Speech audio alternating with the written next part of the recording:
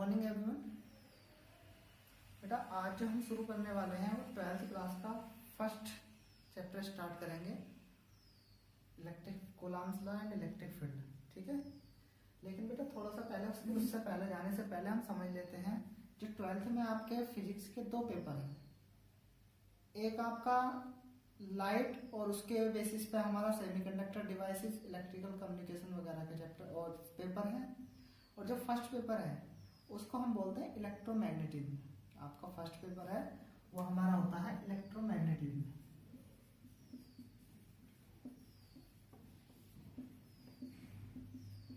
अब इलेक्ट्रोमैग्नेटिज्म में बेटा इसके दो पार्ट किए हुए होते हैं, दो नहीं सॉरी तीन किए हुए होते हैं इसके।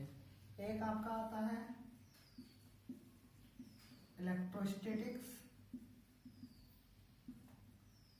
सेकेंड हम बोलते हैं आप इसका इलेक्ट्रिक करंट,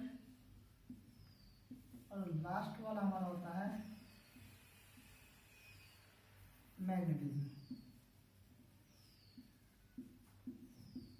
तो बेटा इनके अंदर क्या है, हमारा इलेक्ट्रोस्टैटिक्स है। इलेक्ट्रोस्टैटिक्स के अंदर हम जो पढ़ेंगे वो आपके तीन चैप्टर हैं, तीन चार चैप्टर हैं, जैसे कि हमारा electric field and Coulomb's law हो गया, इलेक्ट्रिक पोटेंशियल, कैपेसिटर और गॉस थ्योरम। ठीक है ना, ये चैप्टर है हमारे। और इलेक्ट्रिक करंट के अंदर इलेक्ट्रिक करंट क्या होती है, उसके मेजरमेंट के इंस्ट्रूमेंट्स, ठीक है ना, वो सब दिए हैं। और मैग्नेटिज्म के हमारा मैग्नेटिक फील्ड के इफेक्ट वगैरह का चैप्टर है। उसके बाद हमारा इसमें दिया होता है इलेक्ट्रोमैग्नेटिक वेव, जो आगे आप पढ़ेंगे। ठीक है, इलेक्ट्रोस्टैटिक्स के अंदर आप पढ़ते हैं चार्ज को, जो कि रेस्ट कंडीशन में। इलेक्ट्रिक करंट के अंदर आप पढ़ते हैं चार्ज को उसकी मूविंग कंडीशन में। और मैग्नेटिज्म उसके कारण जो हमारा मैग्नेटिक फील्ड जनरेट होता है उसके बारे में हम यहाँ पर डिस्कस करते हैं। ठीक है, तो आज हम जो स्टार्ट करने वाले हैं वो है हमारा इलेक्ट्रोस्टैटिक्स।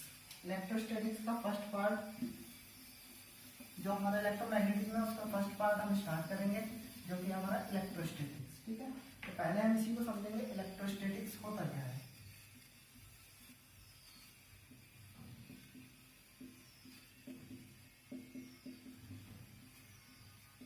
वैसे तो बेटा नाम से इसका बहुत बड़ा मीनिंग दिखाई देता है, इसके नाम में सब कुछ छुपा हुआ है, इलेक्ट्रोस्टैटिक्स। ठीक है ना, यहाँ पे इलेक्ट्रो का मतलब हम ले सकते हैं चार्ज। इलेक्ट्रो का मतलब यहाँ पर हम क्या ले सकते हैं बेटा, चार्ज होता है।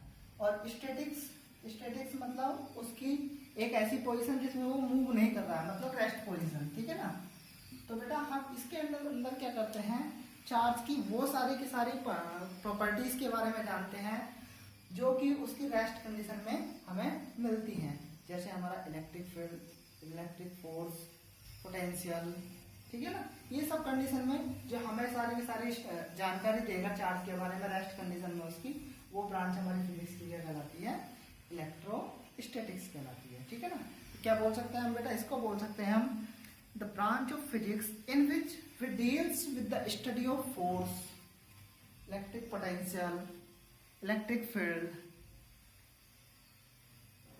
When the charge is in rest. हमारा जब चार्ज रेस्ट में है उस कंडीशन में जब हम फिजिक्स की वो ब्रांच के अंदर स्टडी करते हैं जिसमें हम उसके इलेक्ट्रिक फोर्स कितना है, पोटेंशियल कितना है, इलेक्ट्रिक फील्ड कितना है, उस सब के बारे में हम जब जानकारी लेते हैं तो वो ब्रांच हमारी फिजिक्स की क्या कहलाती है बेटा, इलेक्ट्रोस्टैटिक्स कहलाती है हमारी। ठीक है, तो हम यहाँ पर इसको लिख सकते हैं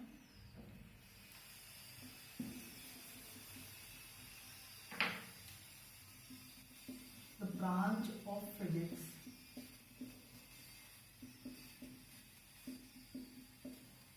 in which we deals with the forces, electric field, potential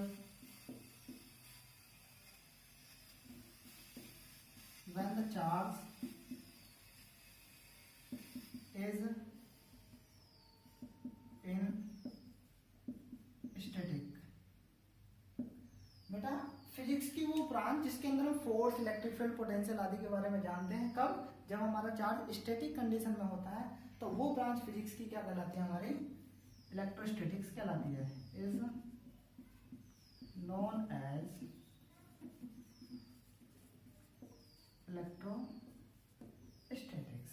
ठीक है ना, ये ब्रांच हमारी क्या कहलाती है बेटा, इलेक्ट्रोस्टैटिक्स कहलाती है।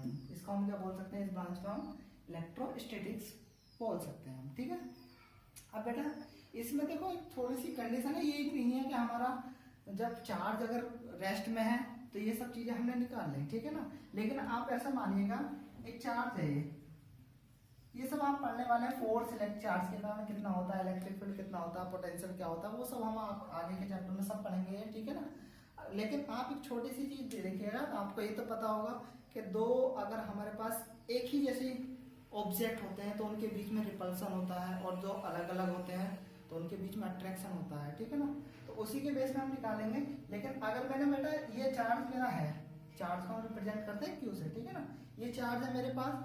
अब अगर इसके लिए मुझे फोर्स निकालना है तो मैं यहाँ पर निकाल सकता हूँ, ठीक है ना। इसके कारण किसी पॉइंट पर मुझे फोर्स निकालना हो आर डिस्टेंस पर, पी पॉइंट पर, तो मैं इस पर निकाल सकता हूँ, ठीक है ना, स्टैटिक कंडीशन में। लेकिन क्या जब चार्ज मूव कर रहा होगा तो क्या मैं इसको फोर्स नहीं निकाल सकता, या फोर्स निकालूंगा तो वो कितना होगा, ठीक है ना। तो वो बेटा डिपेंड करता है उसकी वेलोसिटी पर।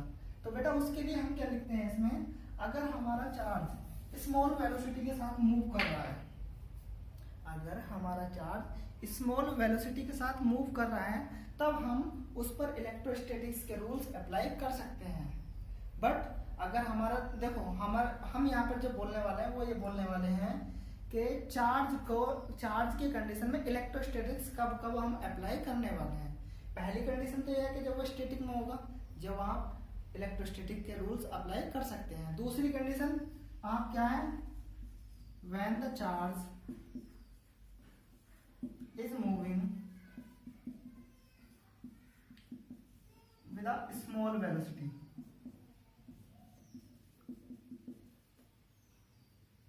then we can apply electrostatics।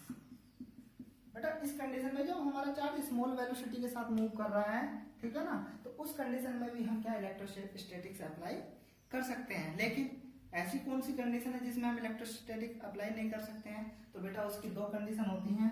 पहली आपकी जो कंडीशन होती है वो होती है when the charge is moving with high velocity. जब हमारा चार्ज एक तो हाई वेलोसिटी के साथ मूव कर रहा हो, उस कंडीशन में हम इलेक्ट्रोस्टैटिक्स अप्लाई नहीं कर सकते। और सेकंड बेटा, अगर हमारा चार्ज एक्सेलरेट कर रहा हो, when the charge is accelerate, then we can not apply electrostatics. तो बेटा इस कंडीशन में भी हम इलेक्ट्रोस्टैटिक्स अप्लाई नहीं कर सकते, ठीक है ना। तो हम इलेक्ट्रोस्टैटिक्स किन कंडीशन में भी अप्लाई कर सकते हैं, जब हमारा चार्ज स्मॉल वेलोसिटी के साथ मूव कर रहा हो तब भी हम इलेक्ट्रोस्टैटिक्स को अप्लाई कर सकते हैं। लेकिन अगर हमारा चार्ज एक्सेलरेशन की कंडीशन में है, एक्सेलरेट कर रहा हो या फिर हाई वेलोसिटी के साथ मूव कर रहा हो, तो हम क्या इलेक्ट्रोस्टैटिक्स के रूल्स को अप्लाई नहीं कर सकते हैं, ठीक है। तो बेटा अब हम पढ़ते हैं चार्ज क्या होता है। इसके बाद हम मेन पॉइंट पे आते हैं। इसके बाद हमारा आता है चार्ज। चार्ज क्या होता है बेटा,